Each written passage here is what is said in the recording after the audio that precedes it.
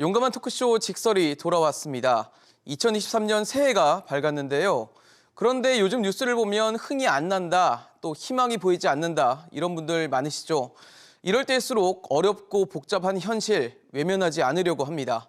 그러다 보면 문제가 풀 수 있는 실마리를 찾을 수 있을 것이고 오늘보다는 조금 더 나은 내일이 될 것이란 마음으로 직설 시작해 보겠습니다. 요즘 흥이 안 나는 이유, 경제 상황이 어렵다는 게 가장 큰 이유일 겁니다. 올해가 개묘년, 검은 토끼의 해라고 하는데요. 토끼는 작지만 또 깨와 재주가 많은 영민한 동물로 꼽힙니다. 새해 우리 경제도 토끼의 지혜를 빌려서 이 위기를 잘 극복했으면 좋겠는데요. 그래서 오늘은 특별한 시간 준비했습니다. 여야의 대표적인 경제통 두 분과 함께 2023년 우리 경제를 살릴 묘수 함께 찾아보도록 하겠습니다.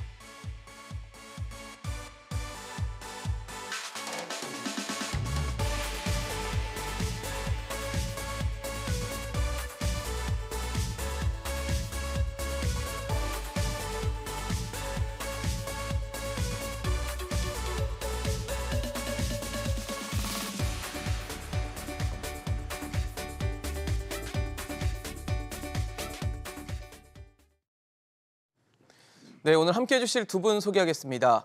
국민의힘 한무경 의원, 더불어민주당 이용우 의원 나오셨습니다. 어서 오십시오. 네, 안녕하세요. 네, 두 분 모셨는데 새해를 맞이한 첫 방송이기 때문에 방송을 보시는 시청자 여러분들께 일단 새해 인사부터 좀 해주시면 좋을 것 같습니다. 저부터 할까요? 네, 해주시죠. 예. 안녕하십니까. 국회 산업통상자원중소벤처기업위원회 여당 간사를 맡고 있는 한무경입니다. 작년 한 해는 대외적인 영향으로 유난히 여러 가지 어려움도 많았던 한 해였던 것 같습니다. 국내에서는 대통령 선거, 지방선거와 같은 큰 선거가 두 번 있었고요. 그리고 해외에서는 러시아의 우크라이나 침공, 그리고 원자재 가격 폭등과 같은 그런 큰 일이 많았던 한 해였습니다. 그럼에도 각자의 자리에서 묵묵히 지켜오신 국민 여러분들께 정말 애쓰셨다는 말씀을 드리고요. 2023년 개묘년에는 슬프고 힘든 날보다 기쁘고 좋은 날들이 더 많기를 바라고요. 그런 날들이 계속 되도록 입법부의 역할을 다하겠다는 말씀을 드립니다.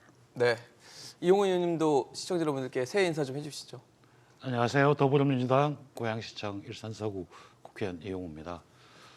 작년 한 해 많이 어려웠을 겁니다. 그리고 올 한 해 전망도 그렇게 밝지 않습니다. 항상 새해 시작할 때 좋은 이야기를 해야 되는데 우리가 엄청나게 힘든 시기를 맞이할 것 같습니다. 그러나 우리 국민들은 그런 위기를 극복하는 DNA를 가지고 있습니다. 그렇죠. IMF 위기라든지 2008년 금융위기도 서로 손잡고 머리를 맞대서 한다면 더 나은 사회로 위기를 극복해냈습니다. 저는 올 한 해 우리 국민들이 이런 어려움들을 극복하고 손잡고 머리를 맞대서 극복하는 한 해가 되었으면 싶습니다. 그런 일을 하는 데 있어서 저도 국회의원으로서 할 역할들을 다하도록 하겠습니다. 예, 고맙습니다. 네. 두 분 다 국민들의 힘을 믿지만 또 입법부의 역할도 제대로 해보겠다라고 말씀을 주셨습니다. 그래서 국회 얘기부터 좀 해보려고 하는데요. 올해 이제 우리 나라 살림을 꾸릴 예산안이 지난해 말에 통과가 됐습니다. 하지만 법정 처리 기한을 22일 넘기면서 가장 늦게 국회를 통과했는데 늦게 통과한 것에 대한 말씀도 여쭤보고 싶고 또 가장 중요한 건 내용 아니겠습니까? 내용에 대해서는 어느 정도 좀 만족하십니까? 예, 먼저 국민을 대표하는 국회의원으로서 무엇보다 민생을 우선해야 함에도 불구하고 여야가 대치하는 모습을 보이며 헌법에 명시한 기한을 넘겨 예산안을 처리한 것에 대해서는 진짜 국민의 여러분께 죄송하다는 말씀을 먼저 드리고요. 네. 특히 윤석열 정부의 첫 예산안이었던 만큼 국민들께서 많은 관심을 가졌을 거라고 생각을 그렇죠. 합니다. 근데 예산안 처리 과정에서 정부가 중점적으로 제안한 부분들이 수정이 되어서 좀 아쉬움이 많고요. 그리고 좀 전에 우리 그 앵커님께서 네. 말씀하셨다시피 기록적인 지각 처리를 했다는 것에 대해서 다시 네. 한번 정부 책임을 지고 있는 여당으로서 굉장히 많은 책임을 느끼고 있습니다. 특히 좀 아쉬웠던 부분은요. 법인세 인하라든가 법인세. 또는 대한민국 첨단 전략 산업인 반도체 산업 예산이 제대로 반영되지 않은 부분에서 많은 아쉬움이 남습니다. 법인세와 반도체 예산에 대한 아쉬움을 말씀을 주셨는데 이용호 의원님은 어떠세요? 이번 예산안에 대해서 어떻게 평가하십니까? 많이 아쉬웠습니다. 그리고 예산안이 늦게 처리된 것들에 대해서도 죄송한 말씀을 드리고 싶은데 저는 예산안에 기권을 했습니다. 기권을 했어요? 여야가 합의를 했지만 저는 방향 자체가 아예 잘못 설정됐다고 봤습니다. 법인세 감세를 이야기를 하시고 하는 부분 충분히 이해할 수 있는 부분이 있습니다. 그러나 지금 올해 작년을 한번 돌이켜 보면 하반기부터 유동성 위기가 이제 신용 위기로 전이되는 과정에 있습니다. 올해 경제가 어렵다고 하는 이유 중에 하나가 바로 그 신용위험에 의해서 기업들이 어려움에 처할 수밖에 없고 네. 구조조정을 할 수밖에 없는 그런 상황이 되면 예상된다는 것입니다. 네. 그런 상황에서는 항상 보면 사회적 취약계층이 어려워지게 되어 있습니다. 그런 부분에 대한 배려라든지 예산이 적절하게 편성되지 않았고요. 특히 한국전력의 국채 발행 한도 같은 경우가 늘어나면 예. 바로 채권 시장에 있어서 금리가 올라갈 수밖에 없는 그런 상태가 발생을 합니다. 또한 한국자산관리공사의 경우도 취약 차주를 위해서 약 30조 규모의 새 출발 기금을 조성한다고 했는데요. 이것도 국채 발행을 해야 됩니다. 네. 곳곳에서 국채 발행이 필요한 상태고 내년에 올해의 경기를 봤을 때는 네. 오히려 재정이 보듬어줘야 될 사회적 취약계층이 많음에도 불구하고 예산안 자체가 저렇게 된다고 하는 경우는 저는 불가피하게 추경 편성이 필요할 수밖에 없고 추경이 할 때 또 그 추경의 재원은 무엇으로 해야 될 것이냐 또 국채 발행을 하면서 하는 현상이 발생할 수도 있습니다. 지난해 가을에 영국의 토로스 총리가 그런 감세안을 발표를 했다가 네. 국채 발작이 있었던 일들이 발생하지 않는다는 보장을 할 수가 없는 상황입니다. 그렇기 때문에 예산안 전체에 대해서 전면적으로 살펴봐야 될 상황이고요. 그리고 정부가 지출을 재구성해서 24조 원의 예산을 절감했다고 하는데요. 실제로 그 리스트도 제출하지 않았고 실제 과장되어 있습니다. 그 나라살림연구소의 검증 결과를 보면 네. 사업 종류에 따른 감액, 정책에 따른 자연 감액에 따른 뭐 부동산 교부세이나 그다음에 통계의 착시, 그러니까 임대주택을 융자 사업을 이제 감액하는 이런 부분들이 있었고요. 그다음에 노인 맞춤 돌봄 서비스 이런 부분들에서 일반 회계를 특별 회계를 전한 거기 때문에 큰 차이가 없는 그러니까 결국 우리 사회의 취약층을 어떻게 쌓아놔야 될지 이런 부분들이 미흡한 예산이라고 봅니다. 사실 지금 이 의원님께서 추경 얘기하셨는데 최근에 사실 뭐 이러저러한 이유로 추경이 상시화된 게 아니냐라는 식의 얘기와 비판들도 있거든요. 근데 사실 추경을 편성하지 않으려면 사실 본 예산을 잘 짜면 추경 편성에 대한 어떤 부담감도 좀 줄 수 있을 것 같은데 예산은 매년 사실 잘 안 풀리는 문제인 것 같아요. 그러니까 정부가 예. 그 예산안을 짤 때가 작년 5월, 6월경입니다. 네네. 그때 당시에 봤던 경제 전망과 그다음에 예산안이 통과될 때 예산안 자체 경제 전망 자체가 완전히 달라졌습니다. 그리고 구조조정이라고 하는 부분이라든지 그 경기가 침체로 갈 수 있는 가능성이 있게 됐을 때 그 취약한 계층을 어떻게 해야 될지에 대한 것들을 본격적으로 정액이 필요했습니다. 우리 야당에서는 그런 것들을 주장을 했었고요. 근데 그런 부분을 받아들이지 않는 바람에 예산안 처리가 늦어진 거죠. 그럼 앞으로 어떻게 될 거냐? 이 상태가 지속된다면 당연히 나올 수밖에 없다는 거죠. 한 의원님은 어떠세요? 지금 뭐 정부안이 한 뭐 거의 6개월 정도 전에 만들어졌고 그 6개월이 지나는 동안 우리 경제에도 많은 상황들이 바뀌었는데 그런 것들이 잘 반영되지 않았다라는 지적을 해주시는 거거든요. 예, 먼저 이제 제가 말씀드리고자 하는 거는 우리 국민의힘은 약자를 위한 정부를 표방하고 있고요. 예. 또 우리 당도 약자를 위한 동행위원회까지 있을 정도로 우리가 약자를 챙기는 그런 당이라는 것을 먼저 말씀드리고요. 물론 우리가 이게 모든 예산안을 항상 여야가 저는 시각차가 있다고 봅니다. 네. 그래서 지금 우리 윤석열 정부는 국가 우리 총 부채가 지금 6천조에 달합니다. 그래서 이 국가 부채를 최소화하고 재정 건정성을 지금 우선으로 해서 예산을 짠 걸로 알고 있고요.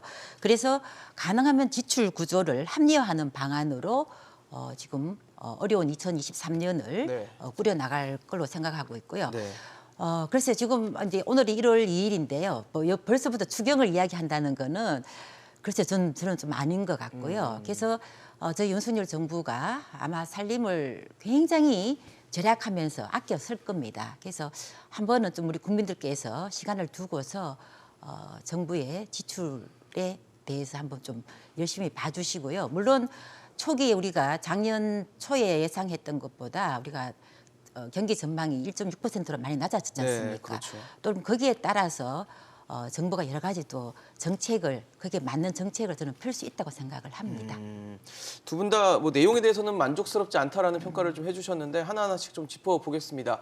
법인세 얘기 아까 해주셨어요. 법인세를 인하를 했는데 이번에 법인세 인하폭이 1%포인트씩 각 구간별로 좀 낮췄습니다. 그래서 최대 법인세 25%에서 24%로 낮아졌고 저희가 화면에 보여드리는 것처럼 각 구간별로 이제 1%포인트씩 낮춰진 것으로 일단 합의가 됐는데 뭐 어떻게 보세요? 1%포인트 사실 이거를 한 의원님께 먼저 여쭤보는 게 낫겠네요. 3%포인트 낮추는 게 정부 아니었잖아요. 네네. 좀 불만족스러우신가요?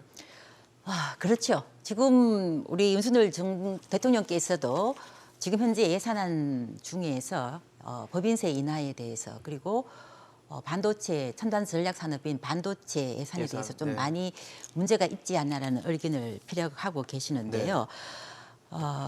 우리가 법인세 인하를 저는 좀 더 다른 시각에서 좀 이야기를 하려고 합니다. 예. 법인세 인하의 최대 목표는 결국 저는 투자 확대라고 생각을 하고 있고요.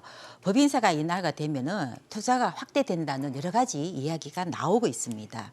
그래서 최근에 뭐 여러 가지 자료가 있지만 정경련에서 발표한 자료를 보면 법인세 최고 세율을 2% 인하할 경우에 대기업의 고용이 약 2.7%, 중소기업은 4%가 늘어나는 걸로 분석이 되고 있거든요. 그리고 투자 비중도 대기업은 6.6%, 중소기업은 3.3% 증가하는 걸로 나타나고 있습니다. 그래서 법인세 인하는 굉장히 중요한 이슈 중에 하나고 또 그보다 더 중요한 이유는요. 지금 현재 미중 패권 경쟁으로 글로벌 기업들이 중국 투자를 굉장히 꺼려합니다. 그래서 네. 중국을 투자를 꺼려하는 대신에 대만과 싱가포르 그리고 우리나라를 투자 대상국으로 지금 굉장히 고민을 많이 하고 있습니다. 근데 대만은 법인세가 20%, 싱가포르는 17%고 우리나라는 이제 1%가 내려서 24%입니다. 네. 우리나라가 실제로 노동 유연성은 떨어지지만 예. 대만과 싱가포르보다는 인프라가 훨씬 잘 구축이 되어 있어요. 그래서 각국이 우리나라를 매력적인 투자 대상 국가로 보고 있다고 보고요. 그러나 실제로 이제 법인세에서는 이 매력이 떨어지기 때문에 저는 투자 유인을 위해서라도 반드시 법인세 인하는 필요하다고 보고요. 그리고 제가 각종 자료를 다 분석해서 낸 결론이 뭐 정확하진 않을 수 있지만 이건 제가 자료를 만든 건데요. 네네. 법인세가 1% 인하가 되면은 예. 좋은 일자리가 10만 개씩 늘어난다고 제가 계산을 해보니까 좋은 일자리는 어떤 일자리를 말씀하시나요? 양질의 일자리, 네네. 예, 기업이 창출하는. 창출하는 일자리라고, 공공기관이나 이런 데가 아니라. 아니고, 일자리가 10만 개가 일어난다고 제가 조사해서 좀 제가 나름대로 분석을 통계를 하셨군요. 뽑아봤습니다. 예. 그래서 법인세 인하는 반드시 필요한 요인 중에 하나라고 보고 있습니다. 그러니까 법인세 인하하면 투자 늘고 고용 늘고 또 다른 나라 뭐 대만이나 싱가포르 같이 우리나라에 같이 거론되는 국가들과의 경쟁 우위에서도 경쟁력을 뒤처지지 않을 수 있다라는 얘기를 해주셨거든요. 어떠세요? 데이터를 보고 이야기해야 될 것 같습니다. 네. 이명박 정부 때 법인세를 3%포인트 인하한 적이 있습니다. 네. 그때 당시에 3% 인하를 했을 때 실제로 투자라고 하는 것은 세금 때문에 투자를 하는 게 아니고 투자 전망, 미래의 기대 수익이 높을 때 투자를 합니다. 세금의 문제는 거기서 나온 수익을 얼마 차감하느냐의 문제이죠. 근데 이 당시에 분석을 한 결과로서 결과는 투자는 늘지 않았고 기업의 내부 유보가 늘었습니다.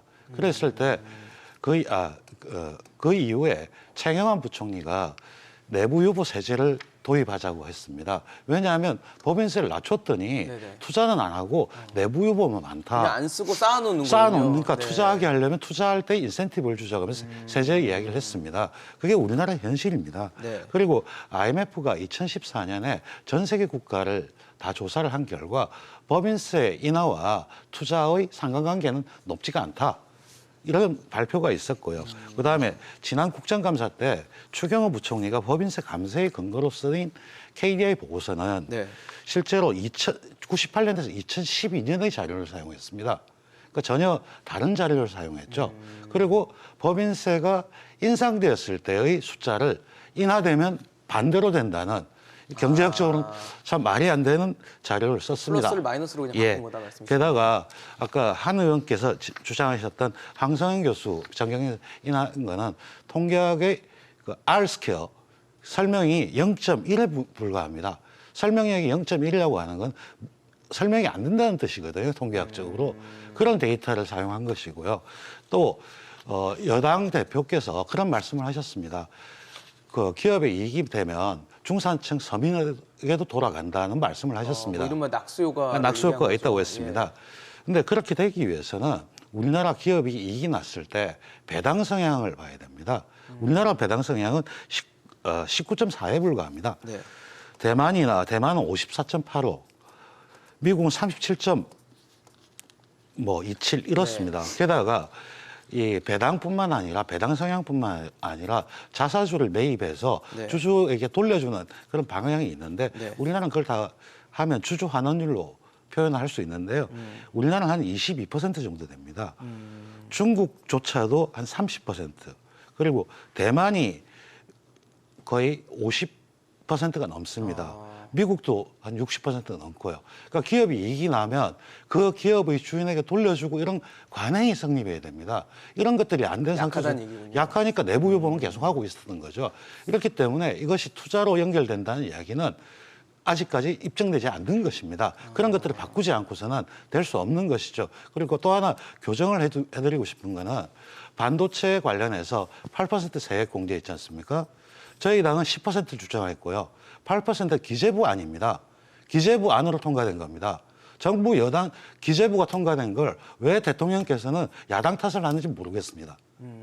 사실 배당 성향이라는 게 이제 뭐 당기 순이익 중에서 그렇죠. 배당금 총액이 차지한 비중일 텐데, 그러니까 번 거에 대한 얼마나 내줬느냐, 그렇죠. 뭐 이런 걸 이제 비율을 그래야 따지는데 낙수 그게 효과를 이제 이야기할 수 낮다라는 있어요. 말씀이시잖아요. 그래서 낙수 효과는 없다라고 해주시는데, 저는 그런 질문 좀 드려보고 싶어요. 그 전 세계적인 좀 글로벌 트렌드는 법인세 분담을 좀 낮추는 트렌드 아닌가, 그런 지적들도 있을 것 같은데, 네, 어떨까요? 최근에 이제 우리나라 법인세율 유효세율을 보면 네네. 23.8%입니다. 그러니까 유효세율을 봐야 되는 거죠. 근데 사실 보면 프랑스는 27.5%, 네. 독일은 26.9%입니다. 또 가장 낮은 게 영국이 15.4%입니다. 근데 영국이 최근에 발표했던 거는 재정 적자를 해소하기 위해서 23년 4월부터 법인세율을 19%, 25%로 올렸습니다. 그리고 바이든 정부의 경우도 기후 위기 대응을 하기 위해서 네네. 비용이 필요하기 때문에 그 IRF법의 내용 중에는 일부 고소득층이나 이런 기업들에 대한 세금 증가가 같이 수반되어 있습니다. 그런 부분들을 보지 않은 채 대전환이 일어나고 있는 시점에 그 재원을 어떻게 조달할지 문제를 얘기하지 않고 감세를 한다는 것은 아까 말씀드린 재정 건전성에도 좋지 않은 결과를 낳습니다. 한 의원님 어떠세요? 예, 저희 예를 들어서 이제 결국은 우리나라는 수출을 통해서 그 수출로 먹고 수출 사는 먹고 사는 나라라고 그러니까 나라고요. 그러죠. 예, 예. 그리고 또 저희가 이제 인구가 감소되기 때문에요. 네. 이 외국의 투자는 절대적으로 굉장히 필요하다고 봅니다. 물론 뭐 영국이나 미국이나 이런 선진국보다는 네. 우리와 현재 경쟁하고 있는 국가가 저는 아까 말씀드린 것처럼 대만이나 싱가포르, 우리나라, 심지어 터키까지도 우리나라와 이게 경쟁 상대국이거든요. 네. 그러면 그 경쟁 상대국과 어떻게 매력적인 매력적인 우위로 보일 수 있는 게 저는 뭔가가 굉장히 중요하다고 봅니다. 그래서 저희와 경쟁하고 있는 국가에 대비해서 이 법인세 인하는 물론 필요하다고 보고요. 물론 낙수 효과에 대해서는 여러 가지 의견이 있습니다. 좀 전에 뭐 이영우 의원이 말씀하신 네. 그런 자료도 있지만 분명하게 낙수 효과에 대해서는 의견이 분분하다는 걸 말씀을 드리고요. 네. 그리고 이제 우리나라 기업의 배당 성향에 대해서도 우리나라가 조금 비율이 낮은 것은 사실입니다. 근데 점차적으로 이걸 지금 높아지고 있는 성향이 있고요. 또 우리가 주식 투자를 할 때 주주들이 그쪽의 기업의 성향을 굉장히 많이 보고 주식을 투자를 하고 있습니다. 그래서 기업의 입장에서도 여러 가지 지금은 과거와는 달리 그런 여러 가지 포인트를 고려해서 이 배당 성향을 굉장히 높이려고 노력을 하고 있고요. 또 정부도 이제는 결국은 닭의 문제는 달걀이 먼저나 이건데요. 네. 정부도 이 배당 성향을 높일 수 있도록 그런 여러 가지 분위기를 만들어 가려고 생각을 하고 있습니다. 알겠습니다. 법인세 여기까지만 좀 들어보고요. 저희 또 다른 사안으로 좀 넘어가 볼게요. 지난해 말 12월 달에 국회가 굉장히 많이 국민들의 질타를 받았던 게 일몰법이었어요. 지난 일몰법이라는 게 이제 시한을 두고 그 시한이 지나면 법 효력이 없어지는 법안을 얘기하는데 뭐 대표적인 법안이 안전운임제 또 최근에 뭐 화물연대 파업을 하게 된 동력이 됐던 안전운임제 그리고 추가 연장근로 제도입니다. 그러니까 30인 미만 사업장에 8시간을 추가적으로 근로할 수 있게 해주는 법안이 지금 지난해 말로 일몰이 됐고 그게 제대로 논의가 좀 안 되면서 지금 연장이냐 아니냐 뭐 어떻게 되는지 잘 모르겠다. 뭐 업계에서는 굉장히 혼란스러운 상황인데 이용우 의원님 어떠세요? 지금 이게 일몰이 된 겁니까 이거? 일몰이 됐고요. 예. 안전운임제 같은 경우는 화물연대 파업이 되기 전 지난 6월 달에 네네. 이제 12월까지 하기로 했고 협의를 시작했던 것이고요. 그때 그리고 12월 초에는 여당에서 3개 업종만이라도 연장을 하자고 했습니다. 저희 쪽에서는 다른 업종까지 좀 확대를 하자는 입장이었고요. 근데 화물연대 파업이 있고 난 다음에 여당의 입장을 바꿨죠. 아예 안 하겠다. 이런 게 문제가 됐었고요. 그다음 30인 미만의 추가 연장 근로는 충분히 논의를 할 수 있는 사안입니다. 그러니까 중요한 거는 그런 것들을 국회 상임위나 전체 논의를 해야 되는데 네네. 그걸 논의를 하지 않은 채 서로 간의 입장만 얘기했던 것이 문제였던 겁니다. 그런 부분에서 좀 저희들도 좀 죄송하게 여깁니다. 안전운임제가 지금 법사위, 그러니까 법제사법위원회에 계류가 돼 있고 그 추가 연장 근로가 환노위 고용 소위 심사에 예, 들어가 계류돼 있나요? 있는 지금 걸로 들어가 알고 있는 거죠. 있습니다. 예, 그러니까 예. 국회 본회의를 아직 못 간 상황이라고 예, 봐야 되는데 예. 그런 상황에서 일몰이 돼버리니까 많은 특히 업계에 계신 분들, 내가 바로 적용이 받는 분들은 이게 좀 되는 건지 안 되는 건지 굉장히 혼란스러워 하시거든요. 예, 좀 전에 우리 이영호 의원께서 말씀하신 것처럼 일몰은 됐다고 보는 게 맞고요. 이 그럼 효력이 없어졌네요. 네, 없어졌습니다. 예, 그 안전운임제는 화물 운수 종사자들의 안전을 확보하기 위해서 2020년 1월에 도입이 됐습니다. 네. 그래서 화주가 지급하는 운송 운임을 운수사업자, 차주, 지입차주 그리고 운송기사가 일정 금액 이상을 보상받도록 설계되어 있습니다. 네네. 근데 타이틀이 안전운임이잖아요. 그렇죠. 그런데 이게 3년을 했습니다. 근데 결과는 안전 확보에 실패를 했다는 데이터가 나왔습니다. 그래서 뭐 교통사고 수도 초기보다 네네. 2019년 대비 약 8%가 증가했고요. 네. 사망자 수도 이 법안이 만들어진 이후에 약 43%나 급증했기 때문에 네. 이 안전이라는 제도 이름이 무색하게 됐고요. 네. 그리고 호주에서도 이와 유사한 제도, 호주에서만 딱 이런 유사한 제도를 사용을 했었는데요. 네. 근데 실효성과 사회적 비용 문제로 2016년에 폐지가 됐다고 합니다. 그래서 저는 개인적으로 다들 아시겠지만 미국이나 EU에서도 보면 이 안전운임제 대신에 일일 운행 시간을 제한하거나 휴게 시간을 주는 이런 방법들을 도입을 하고 있는데요. 네네. 우리나라도 이걸 한번 좀 검토를 해봐야 될 필요가 있지 않나 생각을 하고요. 그래서 우리 지금 현재 국토부도 이런 문제를 종합적으로 해결하기 위해서 화주, 운수업자, 화물연대 그리고 차주업회 등 다양한 이해관계자와 같이 물류산업 발전 협의체를 발족을 했습니다. 네네. 그러니까 제가 알기로는 벌써 4차례 회의를 한 걸로 알고 있고요. 그래서 아마 올 1월 중에 안전운임제를 뛰어넘는 합리적인 대안을 마련을 해서 1월 중에 입법과 공청회를 준비하는 걸로 알고 있습니다. 국민의힘은 일단 이 안전운임제 효과는 없었다라고 네네. 평가를 하시는 거잖아요. 네네. 그리고 말씀 주신 대로 1월 달에 뭐 공청회까지 한다는 거는 사실 당장 법제화 된다는 얘기는 아닐 텐데 그럼 당분간은 공백기를 가질 수밖에 없다는 얘기겠네요. 그렇죠. 예. 안전운임제가 적용되지 않는 어떤 상황이 연출될 근데, 수밖에 없다는 말씀이시죠. 결국 우리가 이렇게 쭉 그 사업을 하시다 보면은요. 예를 들어서 물류에 있어서 안전운임제가 종료가 됐다고 네네. 해가지고 안전운임제를 다 빼지는 않습니다. 아마 그 화주나 또는 차주가 자연스럽게 합의를 해서 과거의 관행대로 일단은 저는 그 운임에 대해서는 어느 정도 서로 합의하에서 저는 운행이 될 거라고 보고 있고요. 합의가 될까요? 근데 화주들은 사실 이게 최저임금제 같이 적용이 되니까 내가 괜히 더 돈을 더 줘야 되는 거 아니야? 이런 근데- 불만도 있는 걸로 알고 있거든요. 근데 제가 봐서는요 경우의 수가 물론 그런 경우도 있겠지만 예. 그러나 합리적인 수준에서 서로 쌍방 간에 합의가 드는 되리라고 보고 있고요. 또 우리나라는 이제 과거와 달리 이렇게 합의 문화가 많이 형성이 돼 있지 않습니까? 네. 그래서 이 화주와 그리고 이 당사자 간에 아마 화물차주들. 어느 정도는 네. 좀 합의가 되리라고 보고요.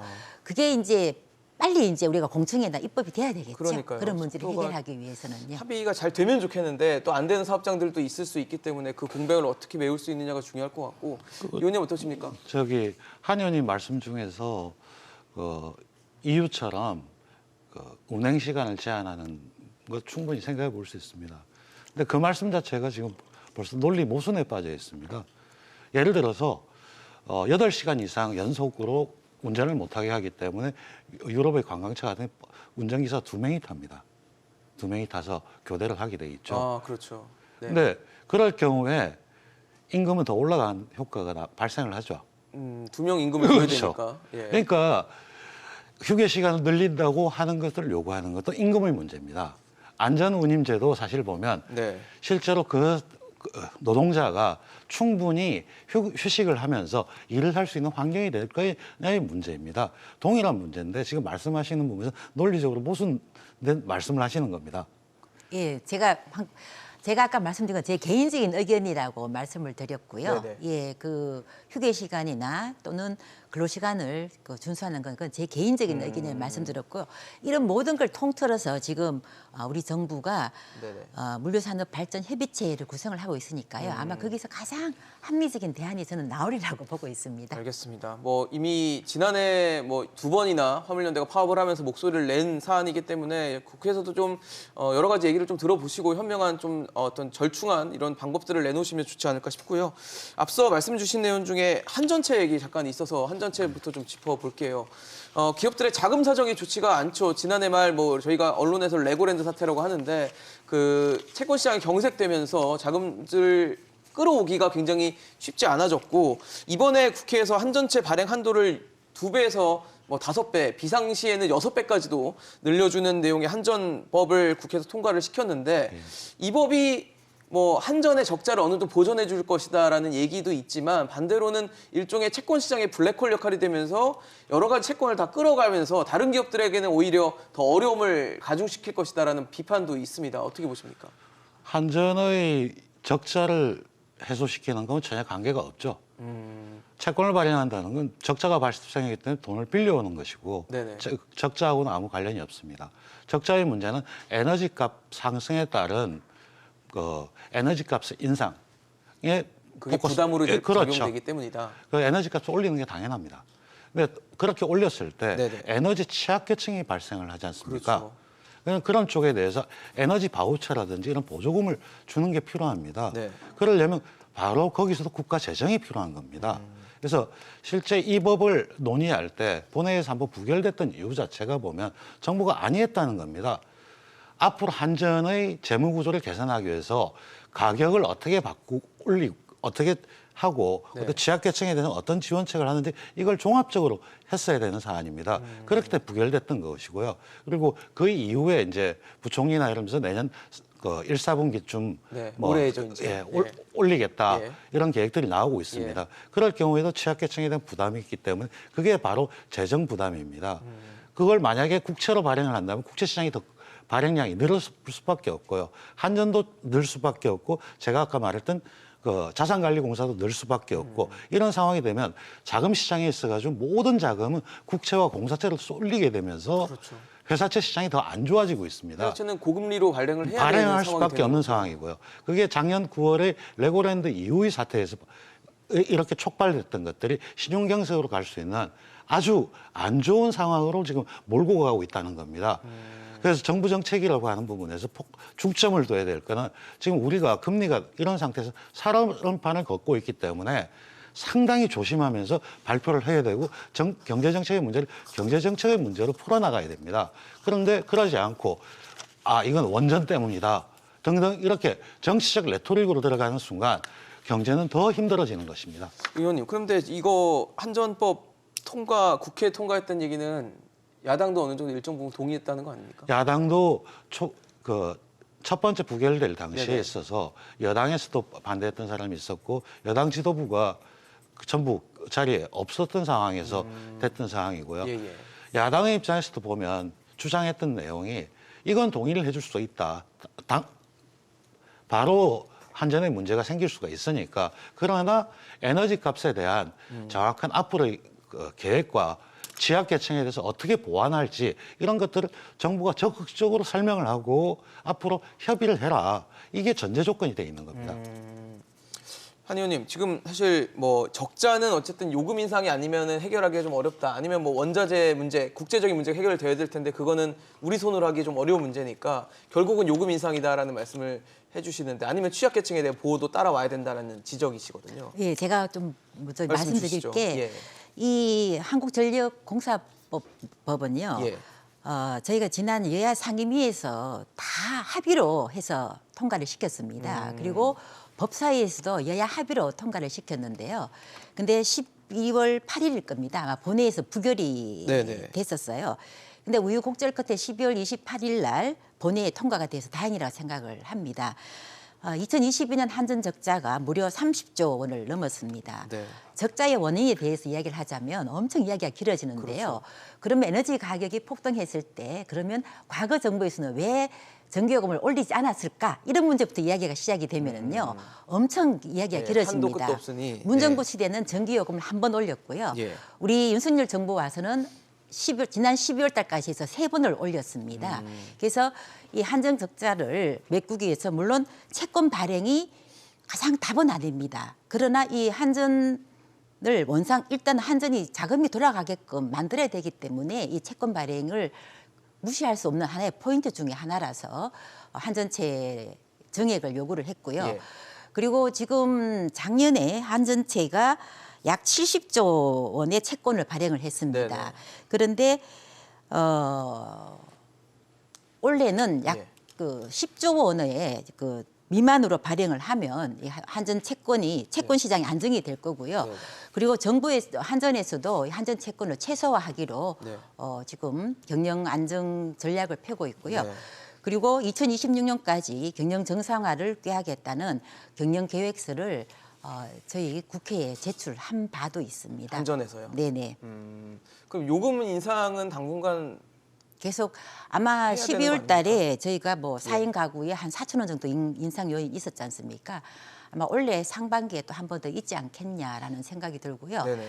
그래서 참 윤석열 정부가 이 국민 여러분께 죄송하다는 말씀을 드립니다. 이 전기요금은 우리 민생에 있어서 가장 중요한 요인 중에 하나인데요. 그렇죠. 우리가 한전의 적자를 메꾸고 에너지를 정상적으로 또 에너지를 아주 안정적으로 보급하기 위해서는요.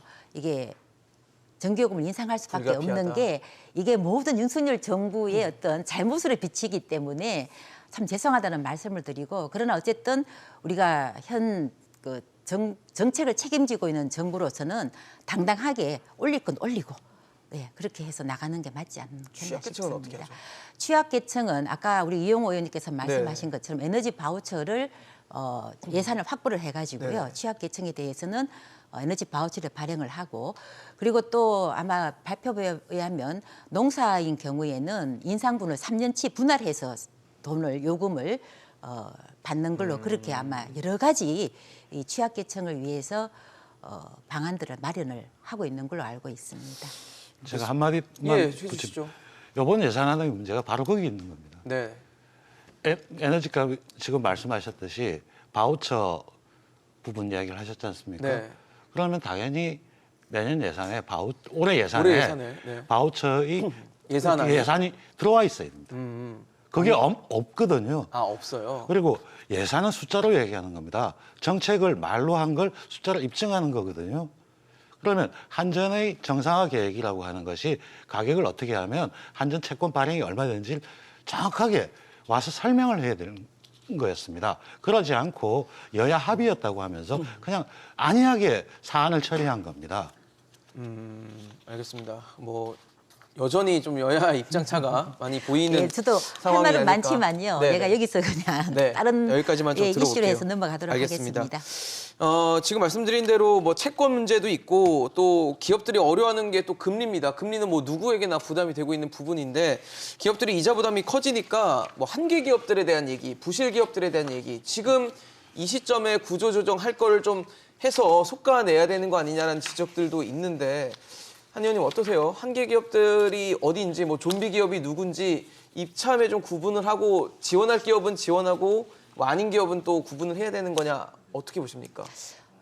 저는 뭐 올해 우리가 경제 전망이 1.6%로 굉장히 좀 낮은 저성장이죠. 수치고요. 저성장이지요. 그리고 고물가, 고환율, 고금리로 이 기업의 환경은 더 어려워지고 있습니다. 네. 근데 저는 구조조정을 물론 지금이 가장 적기라고 말을 하는 사람도 있지만 분명히 이때까지 우리 과거의 정부들이 이 기업에 대한 구조조정을 하지 않고 계속 지원을 했던 게 사실입니다.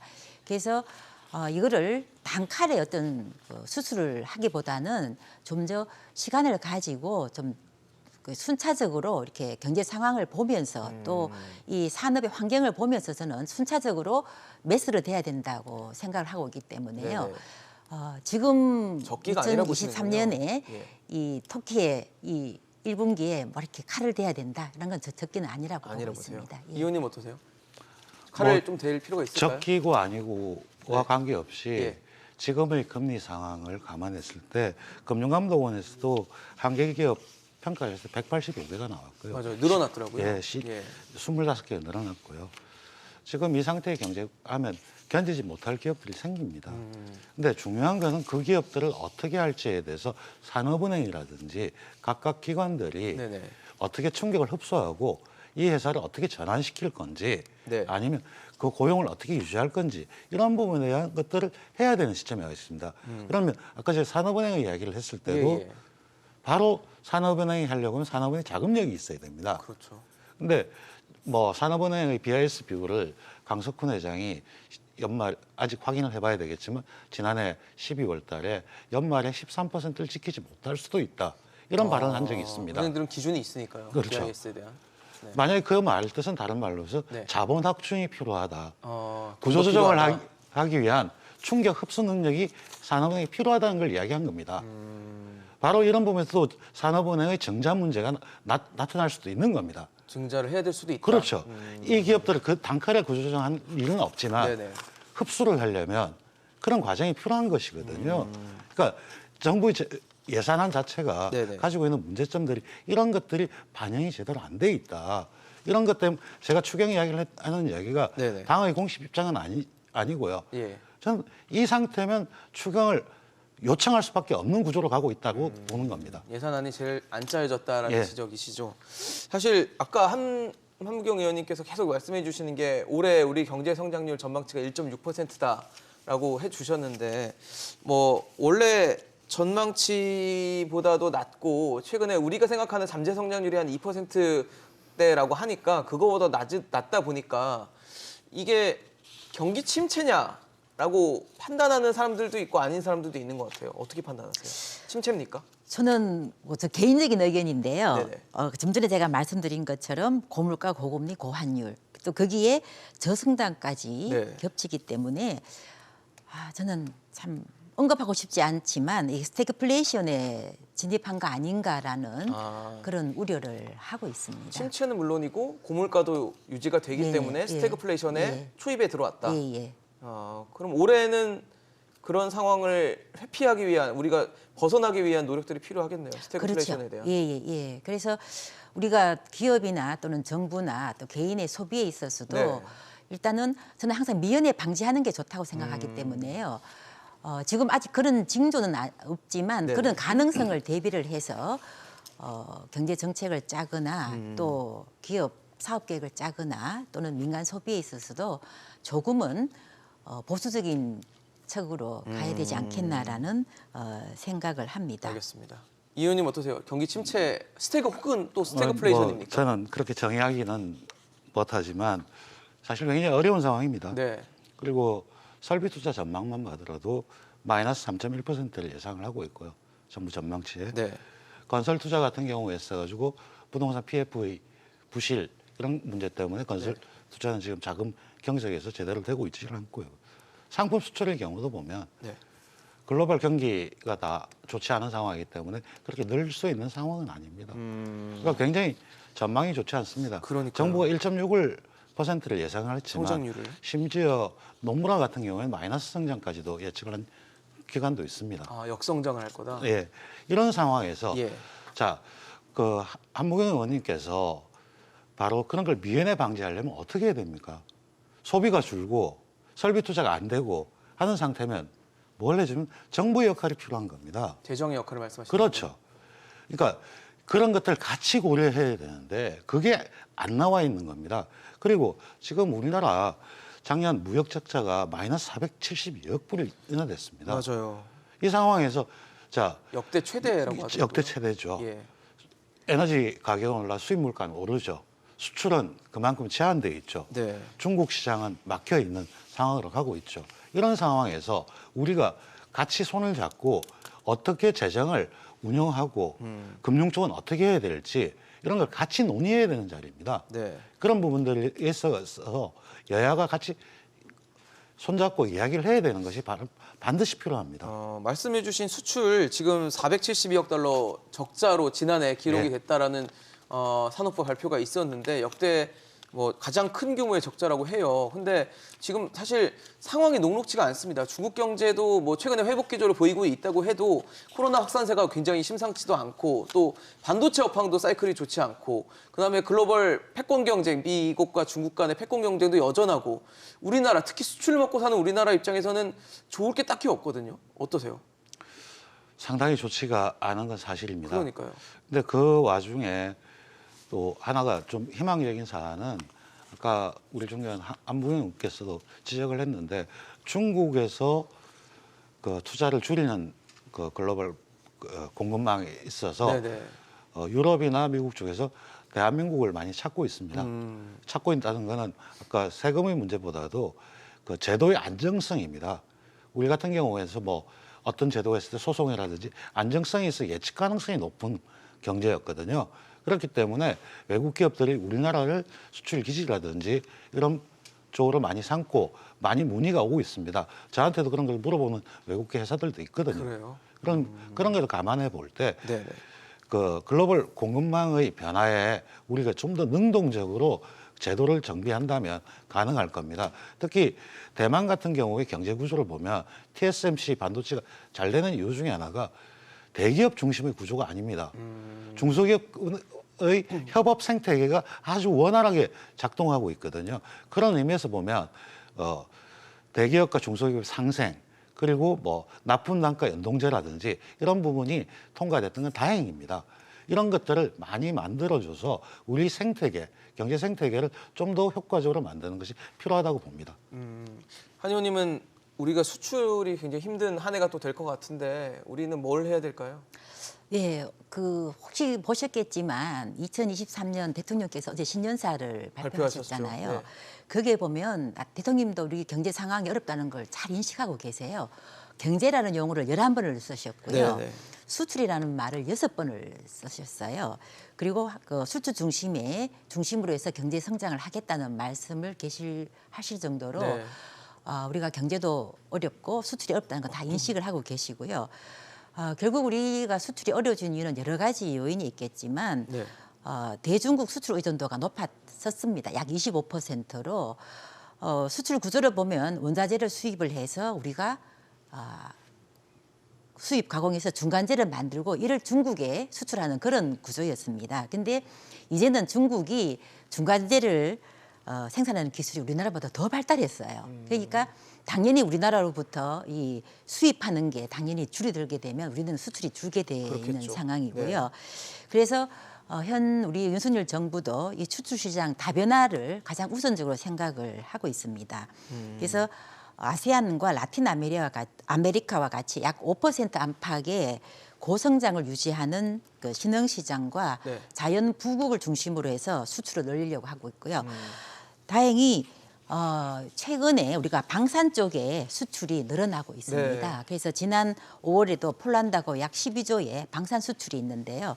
우리가 이 방산 수출을 통해서 우리가 그나마 어떤 수출에 좀 많이 기여를 하려고 노력을 하고 있고요. 네. 그리고 중소벤처 기업을 대상으로 약 1,200 규모의 방산기술 혁신 펀드를 조성을 또 할 예정으로 있는 걸로 알고 있습니다. 알겠습니다. 저희가 오늘 경제통 두 분을 모셨기 때문에 지금 하나만 마지막으로 좀 여쭤보겠습니다. 올해 꼭 처리하고 싶은 법안이 있으실 것 같아요. 이거 짧게 좀 두 분께 여쭤보겠습니다. 뭐가 있을까요? 저는 아까 예. 말씀드린 것과 관련이 있는데요. 네네.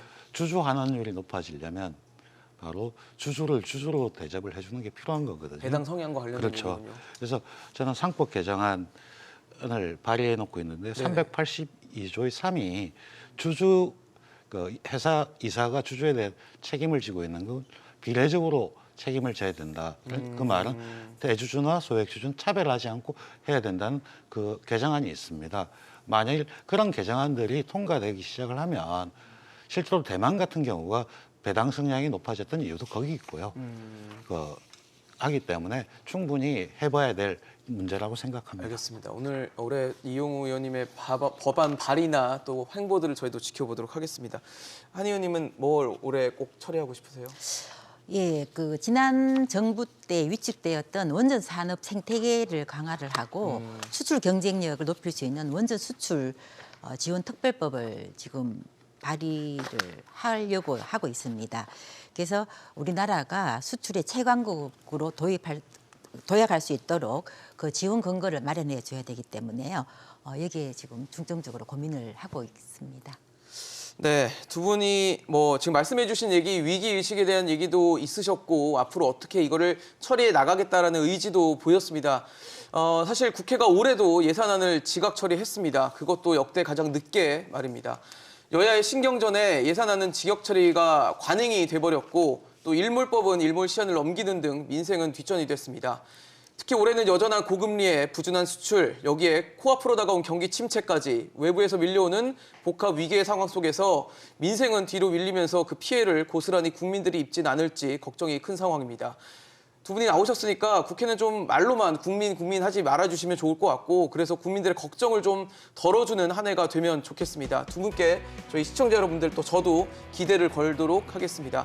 오늘 용감한 토크쇼 직설 여기까지입니다. 함께해 주신 여러분 고맙습니다. 네.